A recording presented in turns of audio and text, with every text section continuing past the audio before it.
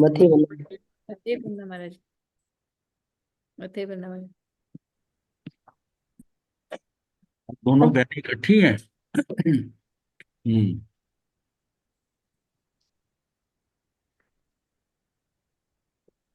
पांचों आनंद हम पांचवा आनंद जो आध्यात्मिक आनंद था ना वो कर लिया। जब प्रथम तीन आनंद से ऊपर उठकर तात्विक आनंद एवं आध्यात्मिक आनंद को प्राप्त करना हो तो अंतःकरण में दृढ़ संकल्प करना आवश्यक है। ये सबसे इंपॉर्टेंट पॉइंट है कि जब तीन तीन आनंद मिलते हैं ना, उसके बाद में जब बात आती है ना तो दृढ़ संकल्प पक्का होना चाहिए। जिसका संकल्प कच्चा है ना वो आगे नहीं बढ़े।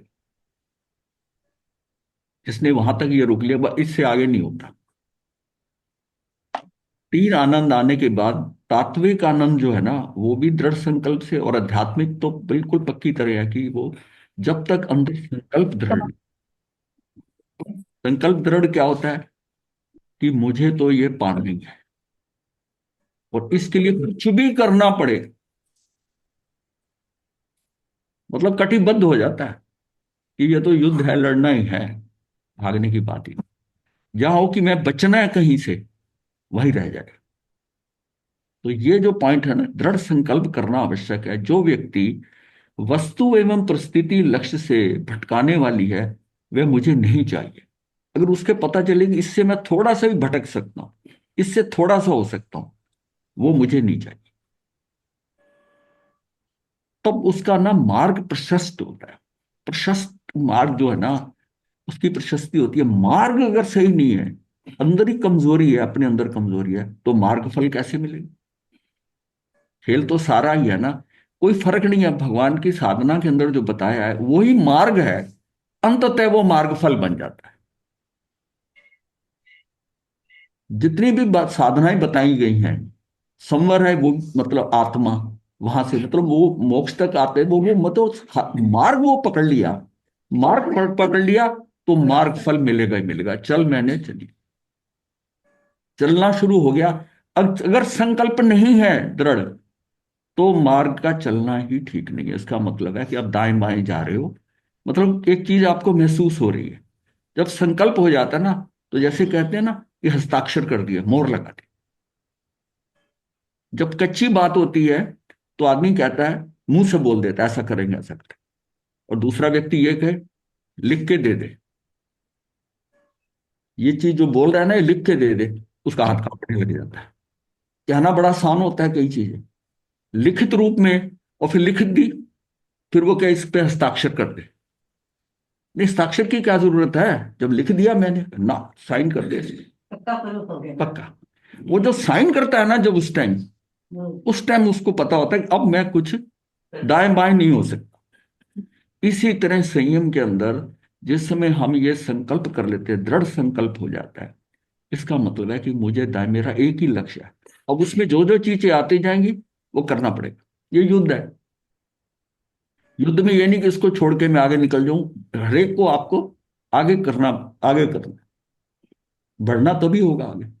उस रास्ते के सारी रुकावटें हटानी पड़े, और जहां हम जिस रुकावट पे हम अटक गए, मार्ग वहीं रुक गया। अब हम ये सोचें ये तो मैं कर सकता हूं, ये नहीं कर सकता हूं, ये कर सकता हूं, तो खेल।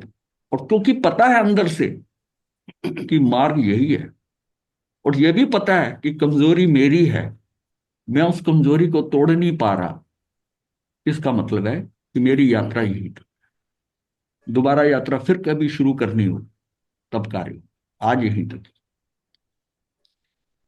यही संकल्प हमें केंद्र पर बनाए रखेगा, जिससे गति सही दिशा में होती जाएगी।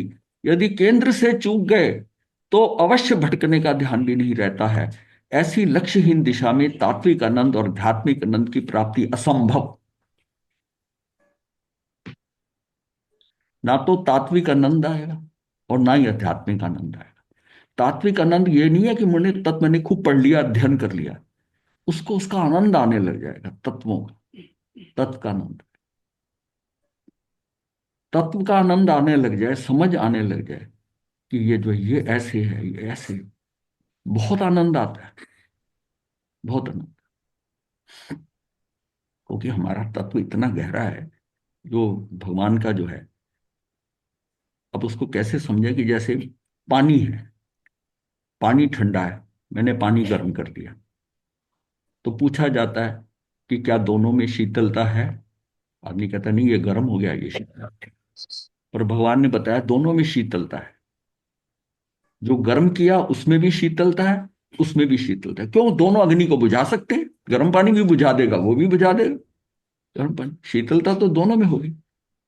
तो दोनों के स्वभाव जो है, स्वभाव त्रैकालिक होता है। वो गर्म होने पर भी वो शीतलता पानी छोड़ेगा नहीं। तो फर्क कहाँ हुआ?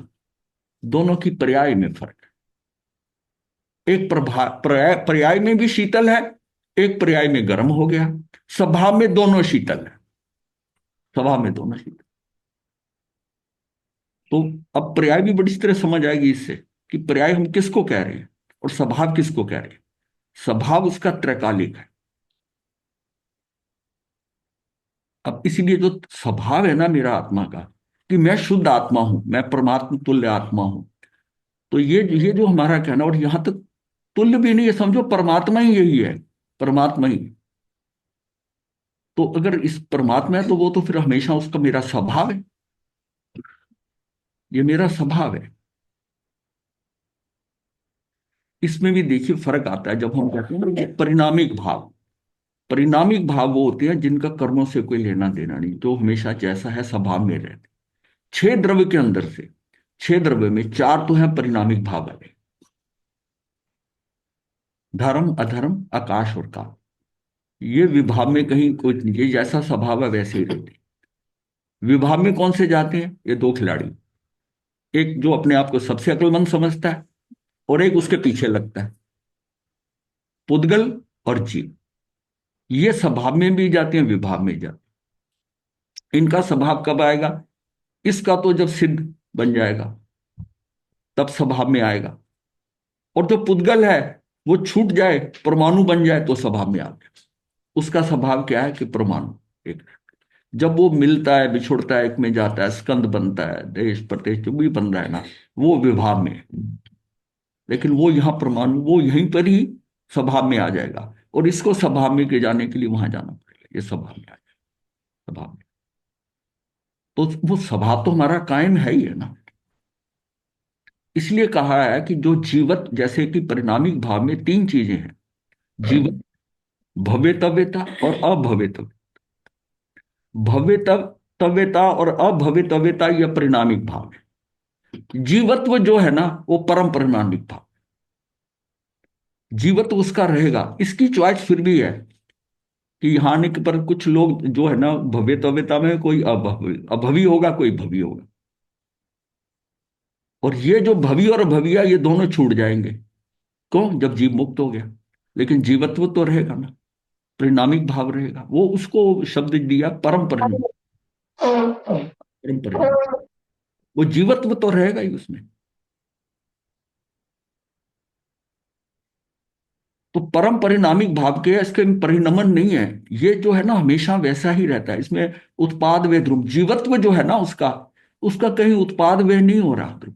जहां तक परिणामिक भाव आता है, परिणमन करने का भाव आता है, तो हम ये कहते हैं कि उसमें उत्पाद वे और ध्रुवता रहेगी, मतलब सदा रहेगी। जीवत्व जो है ना वो तो वैसा का वैसे ही है, उसको वो परिणमन के हिसाब से नहीं ले। अब ये इन सारी बातों से ये है कि हमारा लक्ष्य कितना है, मार्ग। मुझे मार्ग पहले समझ में आ गया, मार्ग समझ में आ गया। मार्ग मिला कब? चौथे गुण स्थान से। मतलब मार्ग समझ में आना अलग बात है, फिर मार्ग मिलना जो है वो भी उसको उसको मार्ग मिलेगा। एक तो पहले टारगेट का है, मतलब जैसे टारगेट हमने क्या रखा है, लक्ष्य में क्या रखा है, कि मुझको चौथा गुण स्थान पार करना, निश्चय से। ये, और उसके लिए क्या करना है? उसके लिए ये सात के काम करने के, सात प्रकृतियों को करना, बस और कुछ नहीं करना। क्यों? मेरा मार्ग प्रशस्त तभी हो।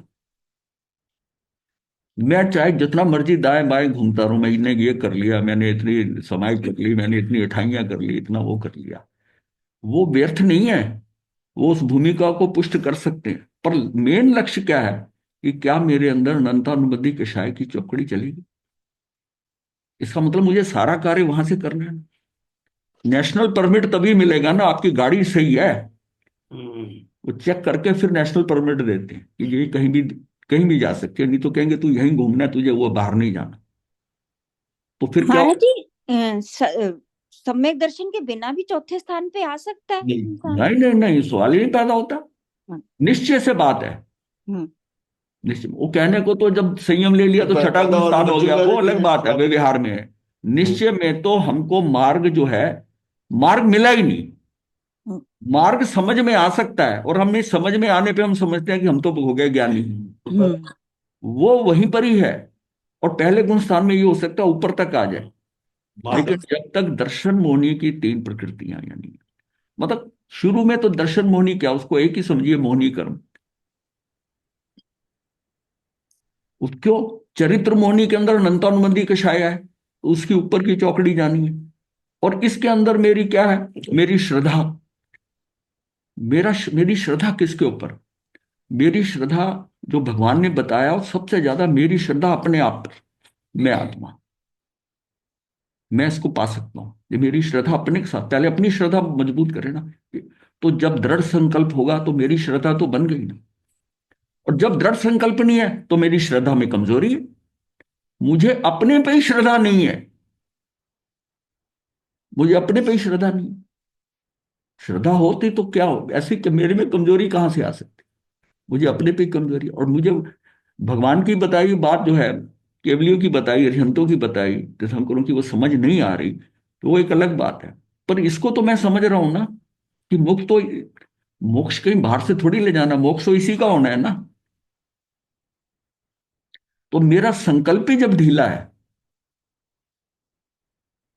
तो जो जो चीजें हमें माइनस पॉइंट वाली हैं, सबको पता है। सबको पता है ये जो हम कर रहे हैं, ये इसलिए कि उन चीजों का विस्मरण हो गया है, भूल गए हैं कहीं से, याददाश्त ऐसी है, या ओझल हो गई, दृष्टि से हो गई। और जब पढ़ते हैं तो लगता है बात तो सही है, ये तो हमने पता है, ये तो हम जानते हैं, पर कर नहीं रहे हैं। तो कहीं ना कहीं कमजोरी तो है ना। जब गुस्सा आता है, जब आपा खोल लेते हैं, तब भी उसी टाइम रियलाइज होता है ना, स्वभाव कहता है भी तुझे करने की क्या जरूरत है। जब ठंडा हो जाता है तो उसको रियलाइज होता है ना कि गलती होगी, भूल होगी। तो मार्क से च्युत हो गया ना उसमें, जब जब असली एग्जाम आया, परिणाम आया, तो उसमें भूल गया।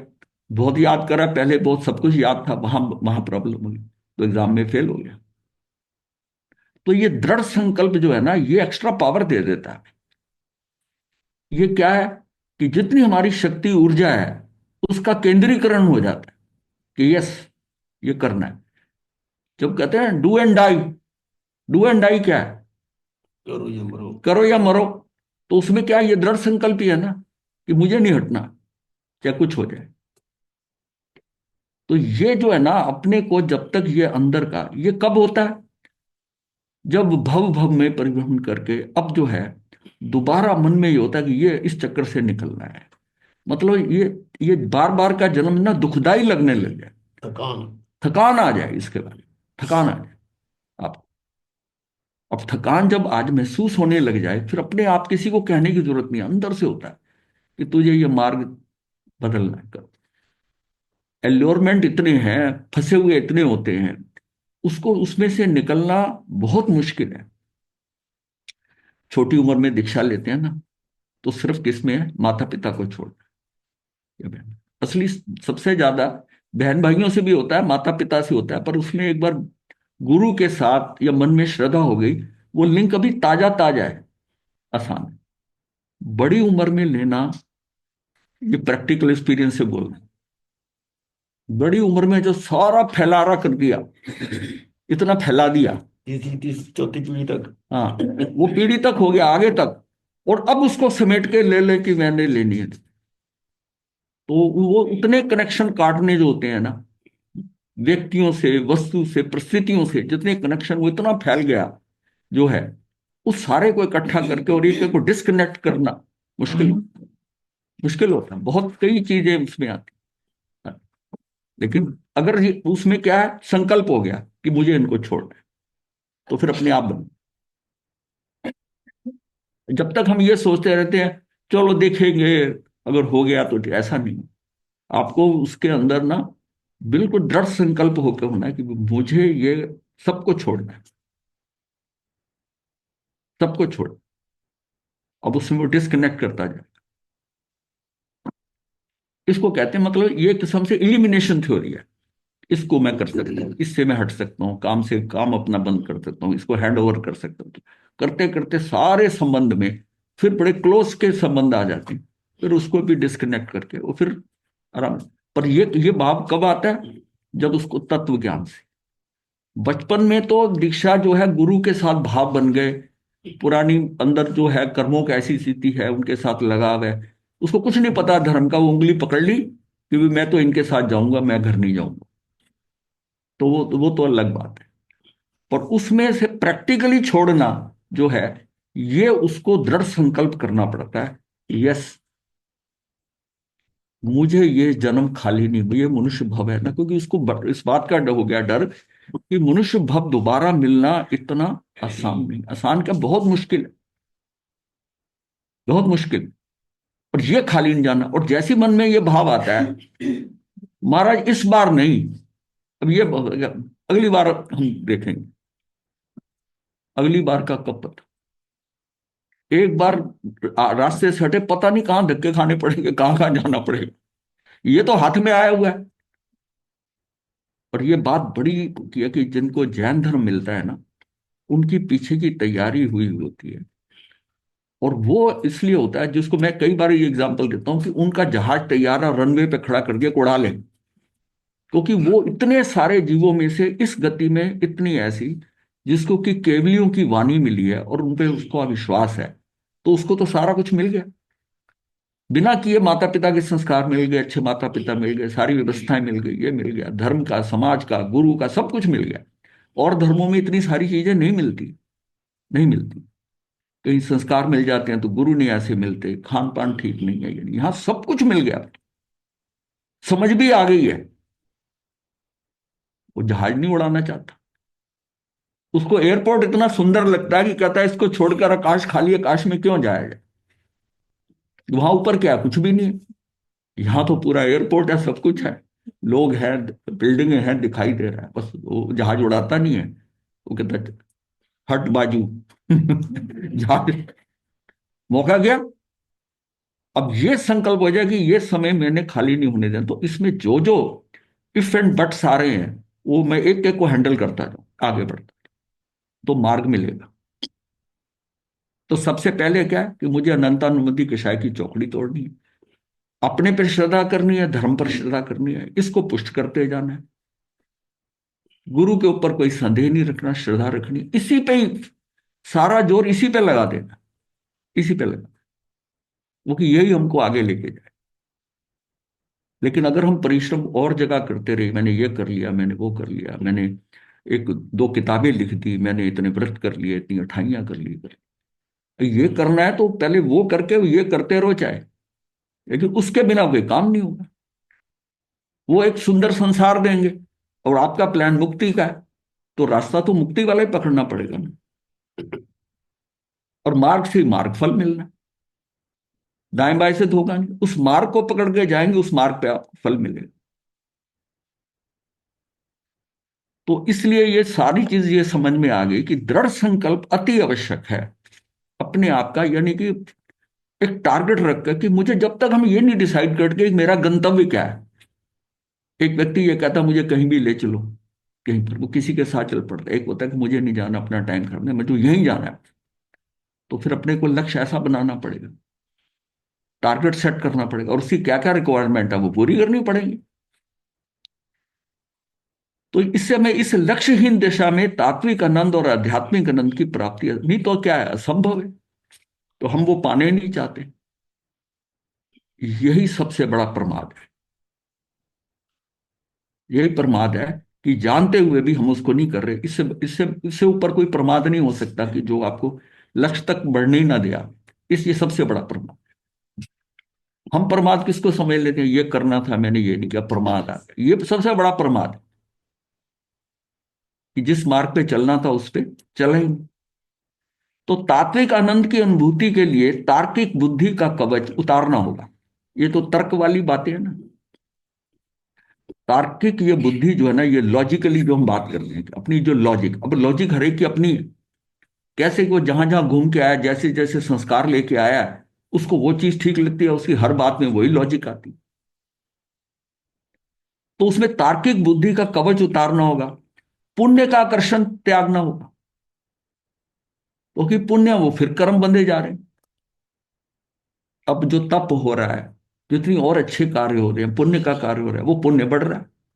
ये छूटने नहीं देगा ये भी।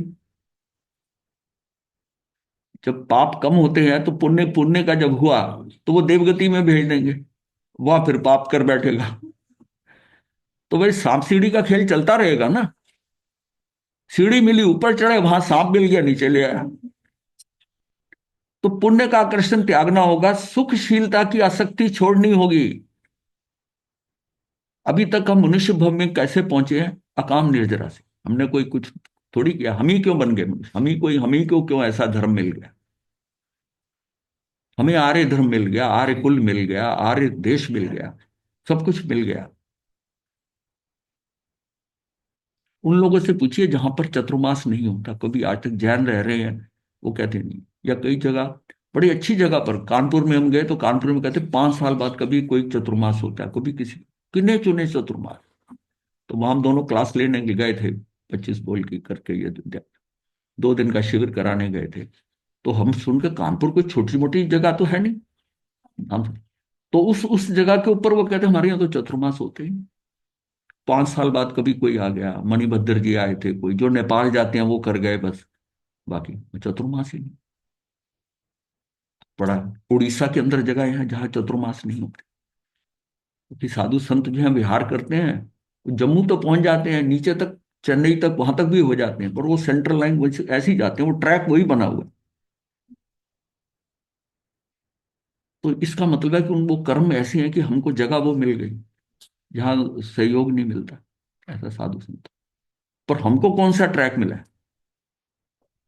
तो कोई कोई बिरला ही साल होगा कि चतुर्मास ना हो। सब जगह नहीं, तो आसपास के एरिया में तो है। मतलब एक ही शहर के अंदर 20-20 चतुर्मास है। अब दिल्ली जैसे शहर के अंदर 45 चतुर्मास हो जाते हैं, 125 अगर स्थानक है, तो 45-50 के बीच में, मतलब एनसीआर का लेके, तो वो इतने हो जाते हैं, चतुर्मास हो जाते हैं।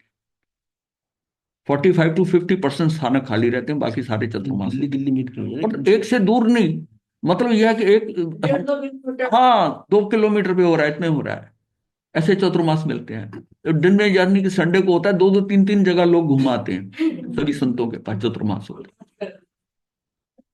तो ये देखिए ना, सुखशीलता की आसक्ति छोड़नी होगी, तभी तात्विक आनंद का प्रकटीकरण संभव है। इनके बिना मात्र बाह्य साधना से तात्विक आनंद प्राप्त नहीं किया जा सकता। मतलब हम किस भुलेखे में फंसे हुए हैं? हमने ये पा लिया, संयम ले लिया, ये हो गया हमारा, ये हो गया, पढ़े कहाँ, पहुंचे कहाँ तक, पहुंचे कहाँ तक? ये हमको सबको अपना अपना देखना पड़ेगा। नहीं तो टाइम जा रहा है, और ये जो अपॉर्चुनिटी यहां तक पहुंच गई, ये बहुत बड़ा है। और यहां से अगर आगे नहीं बढ़ पाए, तो ये सारा जीरो हो जाएगा। और इसके लिए कितने जन्मों का परिश्रम है पीछे का, वो सारा व्यर्थ हो जाए।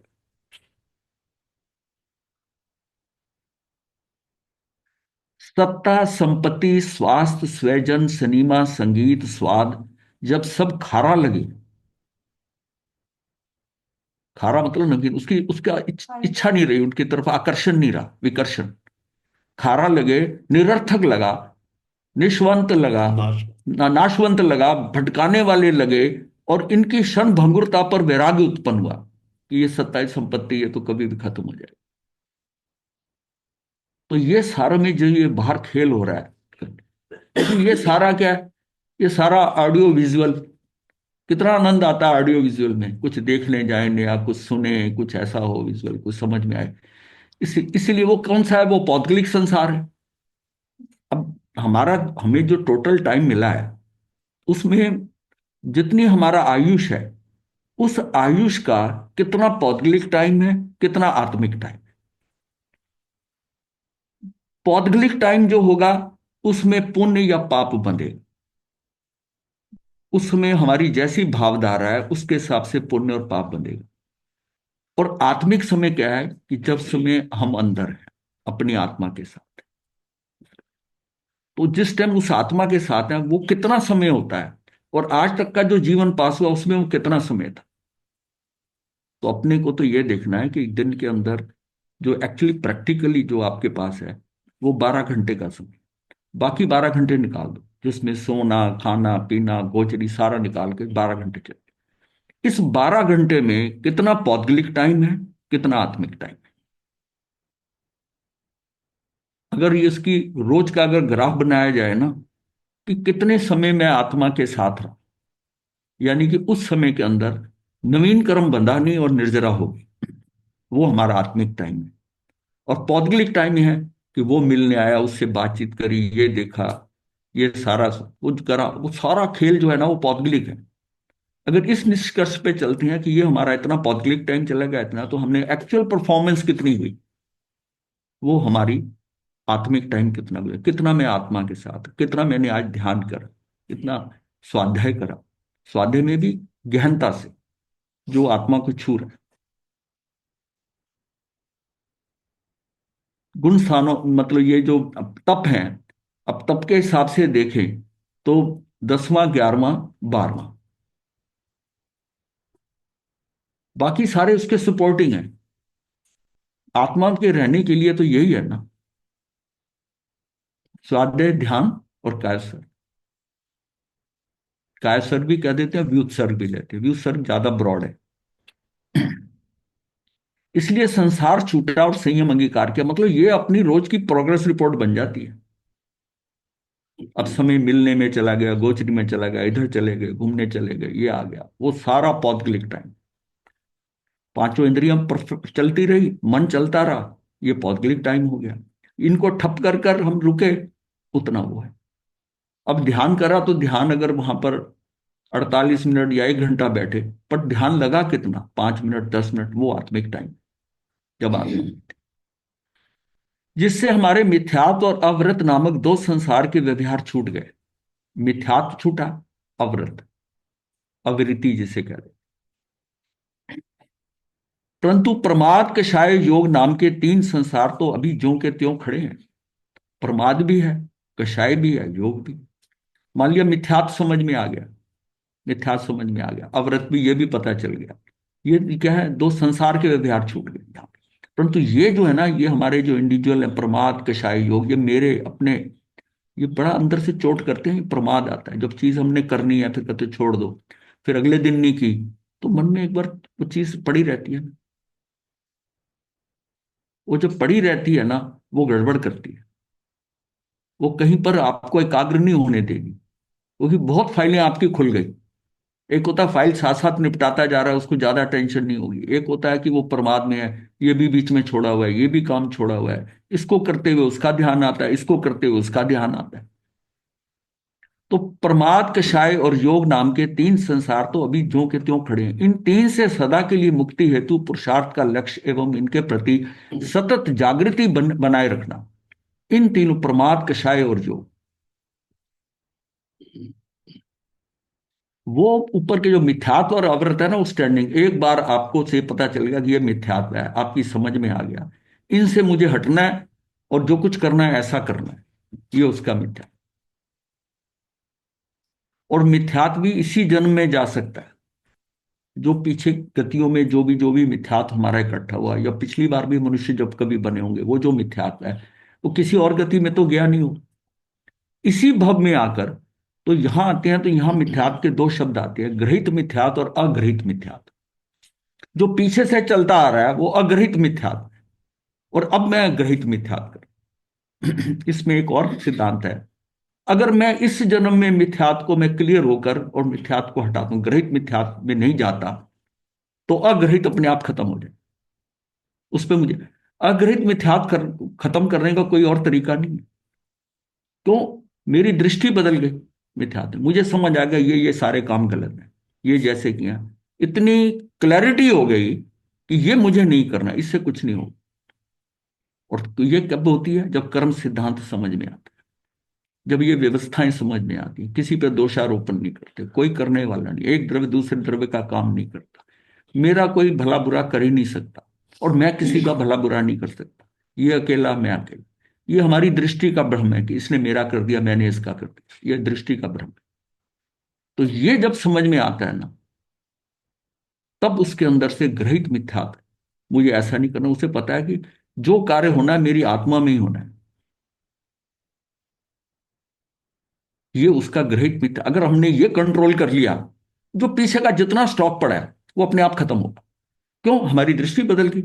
वो इसी के सहारे वो अटका हुआ था। अगर हम नवीन करते रहे, नवीन मिथ्यात्व में जाते रहे, तो वो और पुष्ट होता जाएगा, पुष्ट होता जाएगा। इसको हमने स्टॉप करा, उसकी जड़ ही खत्म होगी, वो अपने आप निकल गया। मैं कह रहा हूं इस जन्म में ये भी नहीं हुआ, कुछ भी नहीं हुआ, सिर्फ ये है कि मैं ये चीजें मिथ्यात्व की और ये मैंने नहीं करनी, ऐसा ये क्लियर हो गया। तब भी उसकी गति जो है इतनी खराब नहीं हो सकती। लेकिन अगर वो मिथ्यात्व को पुष्ट करके गए तो बहुत बुरी हालत होती। और ये चांस हमने मिस कर दिया। और सम्यक दर्शन के लिए, चौथे गुणस्थान के लिए, इसको खत्म करना बहुत जरूरी है। इसको खत्म करना बहुत जरूरी है। और इसको खत्म करने के लिए सिर्फ एक फंडामेंटल चीज ये समझनी होगी, सब कुछ व्यवस्था में पड़ा है। कुछ भी अकस्मात नहीं होता, कुछ भी मेरे साथ अचानक नहीं हुआ, ये घटना अचानक नहीं घटी। ये अचानक मुझे लग रही है क्योंकि मुझे नहीं पता था, बट सिस्टम में ये पड़ी हुई थी, ये होनी थी, ऐसे ही होनी थी तो हुई है। इसको एक्सेप्ट कर, स्वीकार भाव से कर ले, किसी के ऊपर दोषारोपण नहीं। तो आपने किसी को दोषारोपण नहीं किया, कोई रिएक्शन नहीं करा, आपका नवीन कर्म बंद। और ये क्लैरिटी होगी कि ये सारा व्यवस्था में पड़ा है।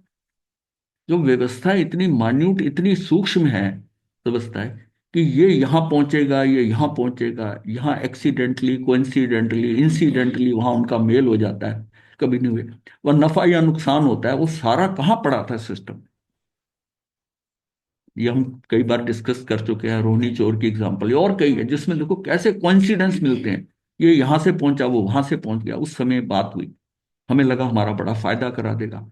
वो 2 साल बाद पता चला सबसे ज्यादा नुकसान ही उसी ने किया। मतलब कोई पता थोड़ी है, तो व्यवस्था में पड़ा होता है ना। व्यवस्था की समझ नहीं होती, लेकिन जो होता है, जो होता है व्यवस्था में पड़ा हुआ है। इस जीव ने जाना है, आयुष इतनी से इतनी खत्म, मतलब एक समय का इधर से इधर नहीं हो सकती। तो कौन किसको मार सकता है, कौन किसको बचा सकता है? अपने हाथ में है क्या? तो फिर हम किस बात की करते? हम इतने अलग थलग हैं एक दूसरे से, लेकिन हम इस श्रद्धा से, मैंने इसका कर दिया, इसने मेरा कर दिया, इसी चक्कर में इन्होंने मेरा भला कर दिया, मैंने इसका कर दिया। इस इतनी क्लैरिटी अगर हो जाए तो आपके सारे रिएक्शन कितने खत्म हो जाते, कितनी सहजता से देखोगे। इसने इसने मेरा ऐसा कर दिया, इसने मेरी मेरी निंदा कर दी, इसने ये कर दिया, कितनी टेंशन लेती। और निंदा उसने ना कितना, 1 मिनट आधा मिनट में आपकी करी, प्रशंसा 1 आध मिनट में की, और यह, लेकिन उसके कारण हम कितना उद्विग्नता में आते हैं, कितना उथल पुथल हो जाती है, घंटों की, दिनों की, सालों की उथल पुथल हो जाती है। वो क्या है? हमारा टाइम खराब हो गया। उस दौरान हम अपने अंदर ठहर ही नहीं सके। उसने एक बात की और हम बदल गए। जब एक सेंटेंस से जीवन बदल सकता है, तो एक सेंटेंस से खराबी तो हो सकता है ना, खराबी तो। अंधे अंधे के बेटे अंधे होंगे, एक सेंटेंस ने महाभारत खड़ा कर दिया। और एक सेंटेंस वो रोनी चोर ने सुना, उसका कल्याण हो गया। ये एक एक सेंटेंस, मतलब उस कितने समय में बोला होगा, कितने समय, और वो कितना तेजी से कार्य कर गया। इसलिए जो बाहर घटनाएं घटती हैं ना, फॉरगेट एंड फॉरगिव, ये जब तक नहीं रखेंगे ना, तब तक नहीं होगा। क्योंकि ये सारा, उसको दोषी नहीं मानना, वो भी व्यवस्था का एक टूल था, जैसे हम व्यवस्था समझ रहे हैं ना, तो वो जैसे ही है। व्यक्ति को तो हम कह देते हैं, वो कांटे को क्या कहें जो कांटा आके चुभ गया पैर में? पौद्गलिक चुभा, पौद्गलिक हाथ हटा कान से, पौद्गलिक भाषा के शब्द गए कान के अंदर, और काम आत्मिक हो गया। अब ये व्यवस्था तो हमारे कंट्रोल की नहीं होती ना। तो अगर हम ये सोचें कि भाषा वर्गना के ऊपर इस जीव का कोई कंट्रोल नहीं, या मेरा भाषा वर्गना पे मेरा कोई संबंध नहीं, ये अलग द्रव्य है, ये पौद्गलिक द्रव्य है, मैं जीव द्रव्य, मैं इस पे कंट्रोल नहीं कर सकता। फिर इसने अगर गलत बोला या सही बोला या प्रशंसा करी, ये तो ऊपर ऊपर का ही है, अंदर से तो है ही नहीं। और हम उसको दोषारोपण करके इसने मुझे ऐसा बोला, अरे इसने नहीं बोला, ये भाषा वर्गना इसके इसके मीडियम के थ्रू आई है, इसका तो हार्मोनियम इस्तेमाल हुआ है। ये शब्द जो है, शब्द वो भाषा वर्गना तो एक ही तरह की है ना, तो सुर तो यहां से बनते हैं ना। हर एक की आवाज डिफरेंट है, समझ में आती है, हर एक के स्वर जो है, बोलने का ढंग है, सब कुछ है। ये जो शरीर के अंग है ना, ये भी हार्मोनियम की वो हाँ कीज की तरह काम करती है। किस कौन सी कब दब रही है, इसका इसका बोलना ऐसा है, इसका बोलना ऐसा है, और इतना फास्ट तरीके से हो रही है कि एक समय के अंदर भाषा वर्गना लेते हैं और दूसरे समय में हम निकाल देते हैं। पीछे सिर्फ हमारी थोड़ा सा भाव होता है कि हम इसको ऐसा बोलना है, बट शब्दावली मेरे कंट्रोल में नहीं है। विषय की तरफ हो सकता है, पर उस विषय में शब्द कौन से निकलेंगे, सारे पौद्गलिक है। और हम शब्दों से ही कितने व्यथित हो जाते हैं कि इसने ऐसा बोला, इसने बोला, ये द्रौपदी ने बोला, इसको मजा सिखाऊंगा, इसको पता चलेगा कि ये अंधे के बेटे अंधे कैसे होते, बस वहीं से गड़बड़। अब उनको तो नहीं पता था, हमें तो पता चल गया ना। तो हम दूसरों के शब्दों में कि इसने हमें कहा, ये नाराज करते हैं, ऐसा बोलती है, ऐसा कहती है, इसके मेरे बारे में ऐसा है, ये सारा पौद्गलिक रचना है। तेरा इसमें कोई कंट्रोल नहीं है, तो अपने आत्मिक स्तर पे रहना। तब हम जो है ना, हमारा टाइम जो होगा आत्मिक टाइम बढ़े और पौद्गलिक टाइम से हम बचे। तो इस तरह की जो है ना सतत जागृति बनाए रखना है, और इन तीनों अर्थात प्रमाद आदि से बचने के लिए सतत दृढ़ निश्चय एवं पुरुषार्थ आवश्यक है। इन सब के लिए आवश्यकता है गहरे वैराग्य और मुक्ति की तीव्र चाह। फर्स्ट स्टेज में तो गहरे वैराग आ गए, जो वैराग्य है इसको ध्यान से सुने। और जिन्होंने दीक्षा ले ली है, हम जो लोग हैं, वो मुक्ति की तीव्र चाह, ये चाह जो है ना, संयम लेने के बाद वो चाह जो है ना, जितनी चाह थी पहले, वो चाह में देखोगे ना चाह कम हो गई। और मन में ये भी भाव आएगा कि क्या यही संयम था, क्या इसके लिए सब इतना सब कुछ किया, कहाँ पहुंचे। ये कमजोर कर देता है, ये कमजोर। और अगर इसमें आनंद आने लग गया तो फिर ये प्रश्न ही नहीं उठेगा। कहीं ये संयम लेते हुए भाव आ गया कि इससे अच्छा तो हम घर में थे, केसर मिल गई गारा में, इतना सा भाव आने के ऊपर, इसका मतलब अंदर वो आनंद नहीं आया। ये गहराई से अगर किसी से बहुत क्लोज जो साधु साधु के आपस में ना, उनकी जब बात हो रही होती ना, कभी आप सुने तो आप हैरान रह जाए कि उनको आपस में बात हर एक से नहीं कर सकते, लेकिन जो बहुत क्लोज होते हैं करते हैं, तो उस टाइम जो भाव निकलते हैं वो भाव ऐसे ही होते हैं। इनके पास वो संत आए थे, कौन से थे? ये सोनीपत वाला ना। नहीं नहीं, हाँ। वो जो जो सोचकर संयम लिया था, वो बात निकली अच्छा, नहीं। सरपंच सरपंच मुनि, मतलब देखो, बड़े ठहरे हुए मुनि थे, लेकिन उनका अंदर का जो था, अंदर से ये दर्द हाँ, बोल रहा था। अंदर ये रुद्र है, अंदर का रुद्र है। सही, जिस अगर भाव साधु ये कहे कि जो जिस भावों से दीक्षा ली थी, जिस भावना नाल बने सी ना, वो पूरी दी हो। पूरी नहीं हुई। मेरे और उन्होंने जिगार हाँ। सुना। आचार्य भगवान में भी ये साधना ना, उनको बड़ा शुरू से था महावीर साधना में। पता नहीं कहाँ का, कभी उनकी बात सुनना, कहाँ कहाँ किसकी करा, लोगों से सुनना भी पड़ा कि जैन साधु होकर भी वो साधनाओं में जाते हैं, में अटेंड करते हैं, विपश्यना करे जा रहे हैं, इसको कर रहे हैं। अंदर की प्यास थी, कितना समय लग गया वो प्यास के अंदर। और आज उनकी स्थिति देखो ना, वो प्यास उनको वहां तक ले गई, प्यास ले गई। और खोजते खोजते मतलब है कि कैसे, अब हम जब उन कराते हैं ना, तो हमें लगता है बड़ी आसान सी चीज है, ये तो बहुत है, कोई ऐसी कोई इतनी बड़ी चीज थोड़ी है। पर कैसे वो वहां तक पहुंचे कि महावीर की साधना कैसी होनी चाहिए, कैसा होना चाहिए। और वैसे वैसे फिर निमित्त मिलते गए, लेकिन समय बहुत लगा, हमें बहुत लगा।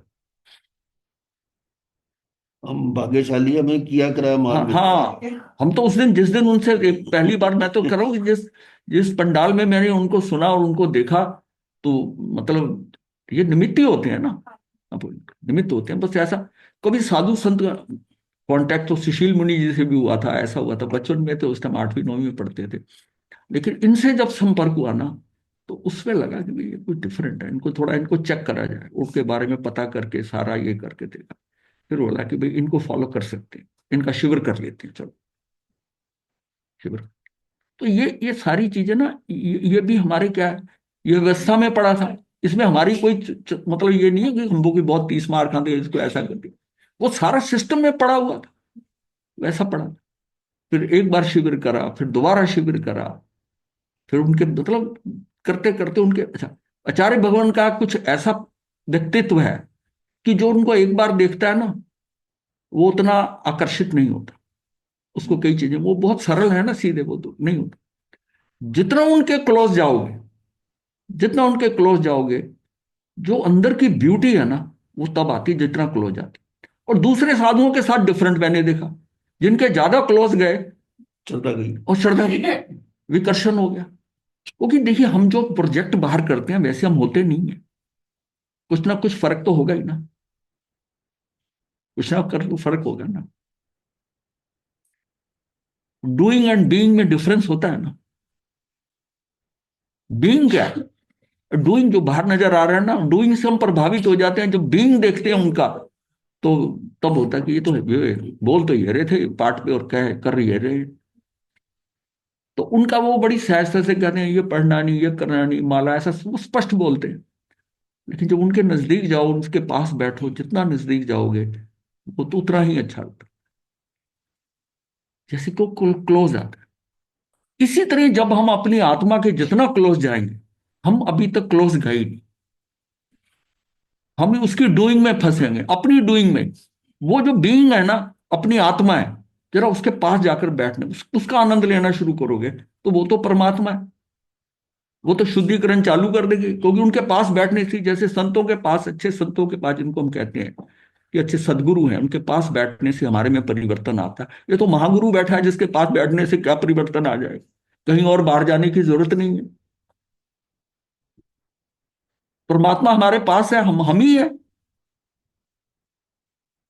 निज आत्मा ऐसा मंदिर है। अब इसमें गहरे वैराग्य और मुक्ति की तीव्र चाह। अब वैराग्य के 3 प्रकार बताए। अब आगे हम विषय को आगे बढ़ाते हैं कि वैराग्य जो है 3 प्रकार का है। एक है माचिस की तिल्ली जैसा, तिल्ली मतलब काठी भी कहते हैं इसे। दूसरा है दीपक जैसा, और तीसरा है रत्नों जैसा, रत्न जैसा। इस रत्न में ना त आधा आएगा। हाँ, रतन जैसा वैराग्य, माचिस की तिल्ली जैसा वैराग्य। माचिस की तिल्ली का प्रकाश सीमित, अल्प और क्षणिक होता है। वैसे ही दीक्षा के 10-12 मास में कभी भी थोड़ी प्रतिकूल हवा लगी कि विराग बुझ गया। गुरु का उपालंब, ताड़ना, गुरु भाइयों की शिकायत, परस्पर अधिकरण, अव्यवस्थित तप का पारना। तप के पारने में वो लोगों गिरियों का दूध ही नहीं लेके आए, मेरा आज पारना था। हाँ? कोई ध्यान ही नहीं देता कि बादाम की गिरियां भी इनको खिलानी है, ये करना है। हाँ? पराठे लेके आ गए। तो ये क्या है कि उसका तप का पारना। चौमासे का छोटा सा क्षेत्र, मजा नहीं आया चौमासे का क्षेत्र छोटा। श्रावक श्राविकाएं बहुत कम आ रही हैं, बहुत सेवा नहीं कर रहे, व्याख्यान में कम श्रोता। ऐसे कई अन्य कारणों से वैराग्य समाप्ति की ओर चलना शुरू हो जाता हूँ। तो वो मजा नहीं है जो दिखाई देता था ना, वो है नहीं। जैसे तीली के बुझने से बुझने में समय नहीं लगता, वैसे इस वैराग्य को समाप्त होने में भी समय नहीं लगता। तो तीली जलती कितनी जोर से है, भक्ति जब शुरू होती है, और जब खत्म होती है, फुस होती है, तो ऐसे हो जाती है उसी टाइम। तो ये क्या है, ये कौन सा है, अपना माचिस की तिल्ली जैसा।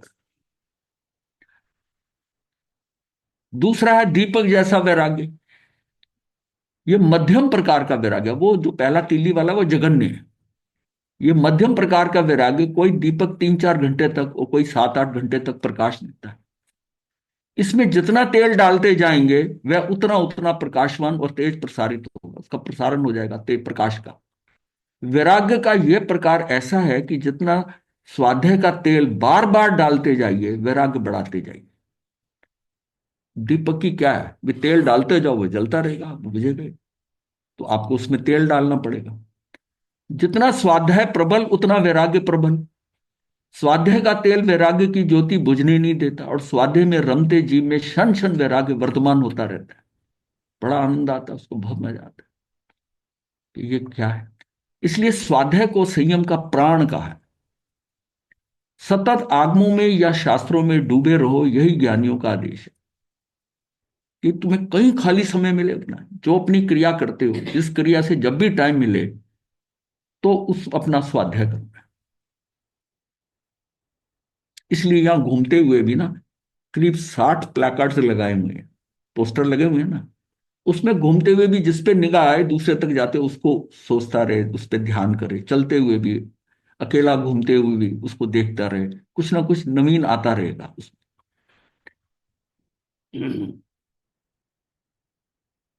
तीसरा जो है रतन जैसा वैराग्य, यह वैराग्य की उत्कृष्ट अवस्था है। एक जगन्य हो गया, माचिस की तिल्ली जैसा। दूसरा दीपक जैसा हो गया, मध्यम हो गया। यह उत्कृष्ट अवस्था हो गई। रतन जैसा एक बार प्रकट हुआ कि बस कभी मंद पड़ने वाला नहीं। तीर्थंकर व गंधर्व भगवंतों का वैराग्य रतन के प्रकाश जैसा है। उसकी तो जगमगाहट अर्थात चमक ही अनुपम है, कभी फीकी ना पड़ने वाली चमक, शायक श्रेणी का अप्रतिपाती वैराग्य है। दिया सलाई के वैराग्य को तो शीघ्र अति शीघ्र अलविदा कह दो, और रतन जैसे प्रकाश के ही सपने देखो। अब जो बीच में मध्यम में जा रहा है या कैसा जा रहा है, इसको इसको तो हटा दो, और इसको देखना है। तो रत्नों जैसे एकदम तो बनेगा नहीं, पहले तो तेल डाल डाल के दीपक जलाओ। प्रारंभ में रतन जैसा वैराग्य की स्थिति ना हो, परंतु हमारा वैराग्य दीपक जैसा तो होना। यह अंतर निरीक्षण करना है। यदि स्वाध्याय की निरंतरता रहे तो रतन जैसे वैराग्य की स्थिति हो सकती है, किंतु वास्तव में ऐसी स्थिति देखने में आती है कि व्यर्थ की प्रवृत्तियों में इतना डूब जाते हैं कि समय का स्वाध्याय छूट जाता है, कि परिणाम ऐसा हो जाता है कि वैराग्य का वाष्पीकरण हो जाता है। वो वैराग्य जितना है ना, वो भाप बन के उड़ गया, वाष्पीकरण हो। वर्तमान में स्वाध्याय की प्रवृत्ति तो बड़ी बड़ी मतलब बढ़ गई, बड़ी, परंतु भावना एवं संवेदना घटी हो तो ऐसा लगता है कि अभ्यास में वृद्धि भले प्रतीत हो, लेकिन वास्तव में गुणवत्ता अर्थात विषय की पकड़ घट गई है। वर्षों के स्वाध्याय की फलश्रुति नगण्य दिखती है। रट लेते हैं। हाँ, वर्षों का स्वाध्याय क्या होता है, शुरू शुरू में तो किसी चीज को हम प्रैक्टिस, अभ्यास से भी नई नई चीजें होती है, शब्दावली है, इसमें ये लाइन बढ़िया है, इसी कोटेशन बहुत अच्छी है, ऐसा है ऐसा है, उसको हम पकड़ लेते, लेकिन वो ज्यादा प्रभाव नहीं दिखाती, क्योंकि उसकी गुणवत्ता तो एक्चुअल है नहीं। गुणवत्ता वो होती है जिस क्वालिटी को आत्मा पकड़ ले, वो आत्मा पकड़ लेती है। और जिसको आत्मा ने पकड़ लिया, आत्मा के स्तर पर का, वो जाएगा नहीं। क्योंकि आत्मा के पास ना एक शक्ति है, अगुरु लघु, न घटने देती है न बढ़ने देती है, वो आत्मा की है। अगर वो आत्म साथ हो गया तो ये समझो साथ ही चला गया, ना वो बढ़ेगा ना घटेगा, घटना बढ़ना ना। अगुरु अलघु, ये 47 शक्तियों में 17वीं शक्ति है अगुरु लघु। ये भी उस आत्मा के साथ 47 शक्तियां जो है, ऐसे तो अनंत शक्तियां, पर जिनका हमने 47 शक्तियों में 17वीं अगुरु लघु। एक बार वहां आत्मा को जाकर छू गया, आत्मा के साथ आ गया, आत्मा के ज्ञान में आ गया, बस वो अगुरु लघु भी वहां बैठा है, वो जाने नहीं देगा। वो जो आत्म साथ है, और जो मस्तिष्क के दौरान के ऊपर क्रैन किया हुआ है, याद किया हुआ है, रटा हुआ है, राधे रटी हुई है, वो यहाँ शमशान में जल जाना है। उससे पहले भी चल जाता है, बड़ी उम्र में शमशान में जल जाना है। हाँ, भूल वो जाता तो ये काम करने ही बंद कर रही है। है। हाँ, हाँ, काम करना बंद कर रही है। इससे वैराग्य के दीप में तेल भरना भी छूट जाएगा। स्वाध्याय अर्थात स्वलक्षी अध्ययन। स्वाध्याय का मतलब स्व को लक्ष्य में रखकर, जब वो चल रहा है तो उसके पैरेलल अपने को चलाना है। स्वाध्याय का मतलब है कि अध्ययन जो हो रहा है स्व के साथ हो रहा है, कि मैं कहाँ खड़ा हूं, ये जो बताया भगवान ने, मैं कहाँ हूं, मुझे क्या करना पड़ेगा यहां तक पहुंचने के लिए, तो साथ साथ चल रहा है। वो है कंपैरिजन में उसको चल। क्योंकि वो सब हमारे लिए बताया ना, हम उसको आरोपित करते हैं उधार का ज्ञान, कि मुझे ये पता है, ये सुनाऊंगा सबको, ये मैंने पढ़ा है ना, इसको मैं बताऊं। बताने के लिए बात की बात है, पहले अपने अंदर जाए, अपने अंदर जाए। स्वाध्याय अर्थात स्वलक्षी अध्ययन। यदि दूसरों को समझाने, शिष्य बनाने, भक्तजन बढ़ाने, प्रवचनकार बनने के लिए स्वाध्याय हो रहा है, तो वो स्वाध्याय स्वलक्षी ना रहकर परलक्षी, पराध्याय है। पर का अध्ययन हो रहा है, पराध्याय हो गया। ऐसे अनेक उद्देश्यों से किए गए स्वाध्याय से तथाभूत निर्मलता, पवित्रता का अनुभव नहीं हो पाता। कभी स्वाध्याय खुद किया हो तो स्वाध्याय को करते करते इतना रोमांचित हो जाता, इतना आनंदित हो जाता, इतना आनंदित हो जाता, कुछ नहीं, कोई नहीं, अगर अकेला भी पढ़ रहा है ना, उसको बड़ा आनंद आ रहा है। और जब आनंद आना शुरू होता है, तब आनंद तो वो बार बार खाली समय में उसका हाथ किताब पे जाएगा। आज पढ़े नहीं ना, तो डिस्टर्ब, टेंशन हो रही है, तो ऐसा लगता है आज का दिन ही व्यर्थ गया, आज मैंने किया क्या, आज कुछ नहीं किया। तो यहां जब जब उसमें अपने को ग्रहण जब करते हैं ना, एक्चुअली क्या है कि ज्ञान क्या है, ज्ञान मेरी आत्मा की, क्योंकि आत्मा ही ज्ञान है, ज्ञान ही आत्मा है। उसको आज का भोजन ही नहीं दिया, खुराक ही नहीं दी, उसको तो भूखा मार दिया ना। जिसकी जो खुराक है उसको वही देना चाहिए ना, और उसको वो थोड़ी सी खुराक मिल गई, वो आनंदित। जिसको भी आप भोजन दे दो, उसको इतना इतना खाता है, उतना दे दिया, वो आनंद में है, आनंद में। तो उसको उसकी खुराक मिल गई, और वो आनंदित है, तो आप आनंदित हो। एक सेंस ऑफ सेटिस्फेक्शन आ जाती है, सेंस ऑफ सेटिस्फेक्शन, कि हाँ, ऐसा इसका इसका आनंद। ये क्लास कभी बंद कर देते हैं ना, कई बार सोचा कि इसको बंद करते हैं, बात करें, लेकिन ये जो 1 घंटे का आनंद है ना, वो नहीं आता, वो नहीं आता। वह अपना तो स्वाध्याय हो ही रहा है ना, अपना तो स्वाध्याय हो ही रहा है। ये मतलब यह है कि स्वाध्याय से तथाभूत निर्मलता, पवित्रता का अनुभव नहीं हो पाता। अब जो उसको रेगुलर समाई करने की आदत हो ना, वो शाम को मान लिया किसी कारणवश वो नहीं कर पाया समाई, तो रात को सोते बिना उसको थोड़ा खालीपन नजर आता है, और उसको मन में ये रहता है कि आज समाई नहीं हो पाई, रह गई किसी कारणवश। उसके मन में ये नहीं भाव आता, तो अभी सोने की बजाय ना अभी उठ के कर ले। वो कमी नजर आ रही है ना। जब हम कमियों को सहने की, कमियों को बर्दाश्त करने की हमारी आदत बन जाती है, तो कमियां बढ़ती रहती हैं, हम उनको एक्सेप्ट करते रहते हैं। जहां कमी महसूस हुई, तुरंत उसका भोजन दे दो। अब जैसे ही भूख लगी ना, जब बच्चा पहले ही रोता है, तो माता उसको देती है, और कई माता उसको खूब रुला के देती है,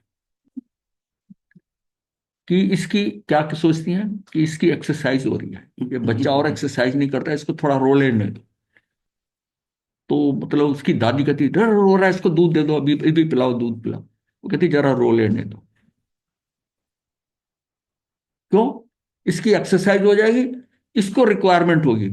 इसको पहली ही उसकी रोने की आवाज से ही दे दिया, तो उसको वो मजा नहीं आएगा, खूब रो ले, पूरा शरीर उसका हिल जाएगा एक्सरसाइज करके, फिर उसको चीज मिले। अब इसी तरह ना हमको, कितना हम रुले हैं पिछले भवों में।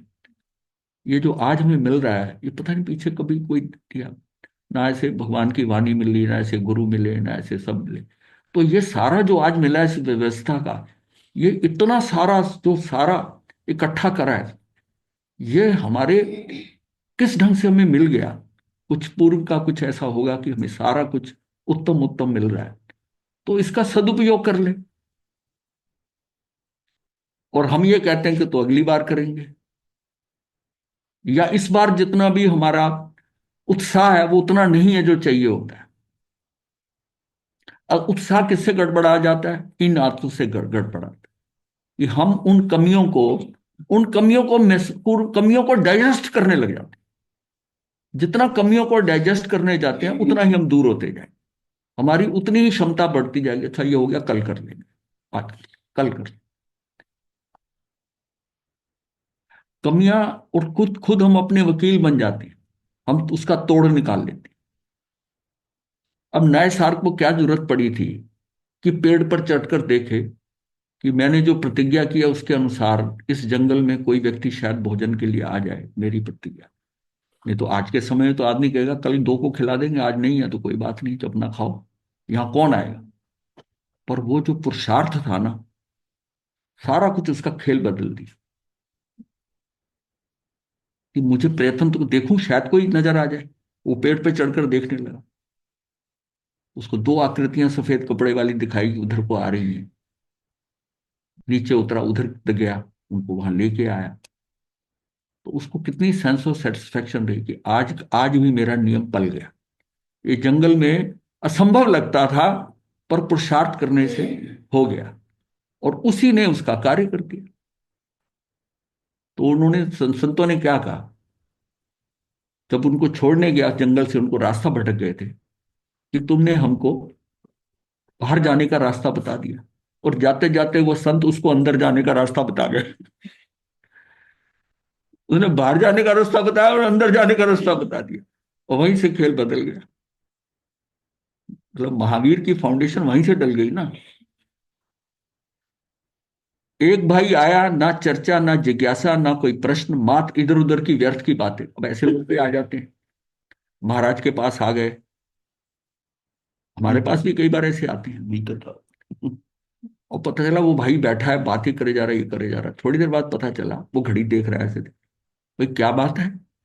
बोले नहीं, एक्चुअली पत्नी भी साथ आई थी, उसका साथ में एक प्रोग्राम, स्कूल के अंदर प्रोग्राम था, वो टीचर है।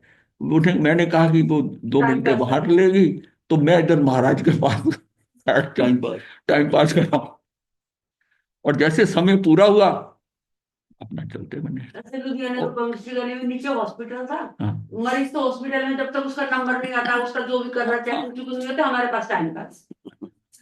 अब अपना उसका समय है, और महाराज का समय कितना वैल्यूबल है, इसको नहीं देखा। वो अपना अपना सबको अपने लगी हुई है। महाराज के साथ पीआर जॉब हो जाएगी, वो पब्लिक रिलेशन भी हो जाएगा, उधर उनका हो जाएगा।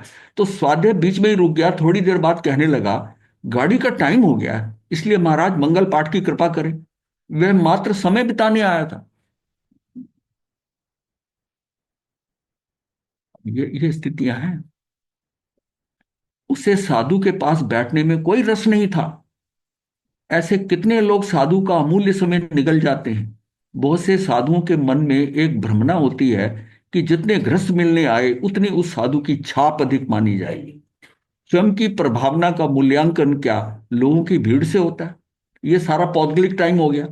मेरा क्या वो आ गया, शरीर उसका आ गया, तो उसको देख रहे हैं, फलाना आया, उसका नाम हमें याद हो गया, ये कहाँ रहता है ये याद हो गया। ये सारा पौद्गलिक टाइम हो गया। तो अंदर जो आपकी ब्लॉकिंग हुई ना, वो पुद्गल के टाइम के अंदर उसका आ गया। वो जब आएगा फिर उसमें से रिकॉल करेंगे। जब रिकॉल करने का, तो वो भी आत्मिक शक्ति लग रही है, चेतना लेके आ रही है उधर से। आपको कितना उस व्यक्ति का आना कितना भारी पड़ेगा। तो आते हुए 2 बातें और वो छोड़ जाएगा आपके पास। ये समझना होगा, तो ये समझना होगा। स्वयं की प्रभावना का मूल्यांकन क्या लोगों की भीड़ से होता है? भाई संडे को अगर ज्यादा गाड़ियां ना खड़ी हो, तो यहाँ हमारे बैठने का क्या फायदा है? कम से कम 3 4 5 गाड़ियां तो आए ना। 22 आदमियां यहाँ हो, संडे का दिन हो, और 4 5 गाड़ियां भी ना आए, तो इस स्थान का क्या मूल्य? 20 22 गाड़ी आई कल। कल भी हमारा 22 आदमियां तो आएंगी ना, 22 गाड़ियां आएंगी। 24 आदमी है यहाँ पे। बस आए। उपाश्रय के बाहर आ गया पॉइंट, मैंने वैसे नहीं बोला। उपाश्रय के बाहर जितनी अधिक कारें, उतना बड़ा साधु। साधु निरीक्षण करे कि गृहस्थ क्यों आते हैं, समय व्यतीत करने या ज्ञान ध्यान एवं तत्व चर्चा के लिए या नहीं। शपक श्रेणी की स्थिति को समीप में लाने के लिए या व्यर्थ की विवक्षा में बिताना अमूल्य समय का दुरुपयोग करे। करना ही है। ये मतलब क्या हो गया? दुरुपयोग करना ही है ना। ये सारा जो हो गया समय वो आए। इसका दूसरा पहलू भी ध्यान में रखना चाहिए, बताना आपको ये बात। इसका दूसरा पहलू भी ध्यान में रखना आवश्यक है। जैसे साधु मोक्ष मार्ग के यात्री हैं, वैसे ग्रस्त भी उस मार्ग को जानने के लिए साधु के समक्ष आकर तत्व जिज्ञासा या अध्ययनार्थ उपस्थित हो, और साधु को बाधा रूप लगे, उसके प्रति अरुचि जागे या उसके प्रति अप्रसन्नता का भाव जगे, तो समझे कि जीवन में अभी धर्म का सही बीज अंकुरित नहीं हुआ। ये दूसरा फैक्टर है, जी गुरुजी, बिल्कुल। ये दूसरा फैक्टर है। वर्तमान में प्रतिस्पर्धा अर्थात भागम भाग के दौर में समय निकालकर यदि श्रावक जिज्ञासावश आता है, फिर भी व्यस्तता के कारण अनदेखा करे या उपेक्षा करे, तो क्या वो साधु शुक्ल पाक्षिक है?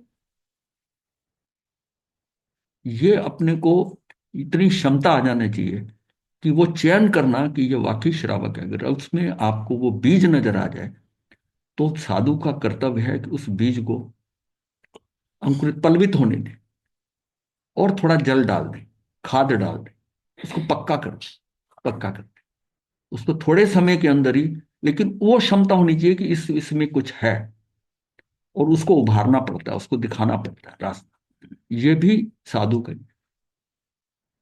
तो ग्रस्त सतत दुर्बल दुर्बल निमित्तों से विराधना से व्याप्त जीवन जी रहा है, सतत विषय कषाय और राग द्वेष के निमित्तों के बीच अटका हुआ है, अनेक चिंताओं में डूबे ग्रस्त की साधना ऊंची बने, इस ध्येय से साधु को उसको सहयोग देना चाहिए। ये दोनों के लिए उपकारक है, ये दोनों के लिए उपकारक है। तो मैंने कहा वहां तक अगर छोड़ेंगे ना तो आधा मैसेज जाएगा, और आज कल कल क्लास होगी नहीं, फिर 10 दिन का गैप आ जाएगा। तो वो भाव रहेगा कि अगर गृहस्थ कोई आता है, श्रावक है, तो भगा दो। ये नहीं रखना। उसकी ये नहीं, जिज्ञासा तो उसकी जिज्ञासा को आपने शांत करना। मतलब हरेक को ना, किसी को आपने आधा घंटा देना, किसी को 2 मिनट देना, मंगल पाठ दिया, और जिसको देखा कि इसमें कुछ है, बैठ उसको समझाओगे, आपको समझ आ जाएगी कि ये कितने पानी में करके, फिर उसकी शुरू करो। फिर उसमें थोड़ा थोड़ा, ये हमारा कर्तव्य है भैया। और ये हम दोनों के लिए उपकारक है। एक हमको श्रावक का चयन करना आ जाएगा, एक वो जब आगे बढ़ेगा ना, उसकी उन्नति होगी, तो ये भी आपको और उसको दोनों को लाभदायक होगी। आज का विषय है तक, बाकी फिर अगली क्लास चालू है। मर गए एकाशना कर दो धारणा प्रमाणित बोल। मथे बंदा 21 को, अगली क्लास 21 को होगी, ये नितिन जी को बता दो। या हमारा 19 तक है ना, हाँ, महाराज 21 का का। जल्दी जाने का प्रोग्राम है इसका आगे का ना। तो मैं तो हम 21 कह रहा हूँ ना, इसलिए 20 नहीं कह रहा। मैं 20 ही कह रहा हूँ इसलिए। अच्छा, 20 में कह रहा हाँ, हूँ। क्योंकि इनको एक दिन तो अब जिन्होंने जाना है, विषय बहुत आगे आगे बढ़ गए, तो भूमिका बन रही है। ठीक है। हाँ, ऐसी तो अपने को फर्क नहीं पड़ता। सिर्फ ये होता था कि 10 दिन चुप रहे ना, अगले दिन बोलने का मन नहीं होता। वो इसीलिए बोलने कह का रहा मन। पर स्वाध्याय है, इसमें कोई ऐसी बात नहीं। बाकी आपकी जैसी क्लास, आप लोगों का भी, आपने भी शिविर करना है जिन्होंने 10 दिन का, तो पहले मुश्किल। सबका मन पूछ लीजिए ना, कब हाँ, आप कैसा चाहेंगे, 20 क्लास। या हाँ, आप कब चाहेंगे, सहज, हमें कोई फर्क नहीं पड़ता। पर हमें ये जरूर है कि कुछ किसी जल्दी जाना है, तो इसके आगे देख लीजिए कैसा भाव है, या इनका पहले जाने का मूड है किसी है। ठीक है, 20 को कर सकते। ठीक है नितिन जी, अब नितिन जी को बोल रहे। नितिन जी बैठे। हाँ, नितिन बैठे, नितिन बैठे। नितिन जी, ये कल से ना शिविर है 19 तारीख तक। ठीक है हमारे तो ऐसे भाव बन रहा है कि 20 से क्लास 20 से है, अगर बदलाव होगा तो नोटिस आ जाएगा। हाँ, वो बीच ठीक में है, हमारे नोटिस- ठीक इससे ही करिए। हाँ, ठीक। या आप कन्वे कर देना अपने या आप लोग कैसा समझते हैं, आप रेस्ट लंबा चाहते हैं तो 10 दिन का रेस्ट हो जाएगा। मैं ये चाहूंगा कि जो पीछे के जो विषय जिसमें आपने थोड़ा आपको लगा कि ये समझ नहीं आया, वो विषय को दोबारा से कर ले, कर ले। जी हाँ जी। ये अभी करीब ना 8 पेज हुए हैं, ये करीब 100 पेजेस तक जाएगा, ये 100 से ज्यादा पेजेस में जाएगा ये। 20 से ही करो महाराज। अच्छा, ठीक है।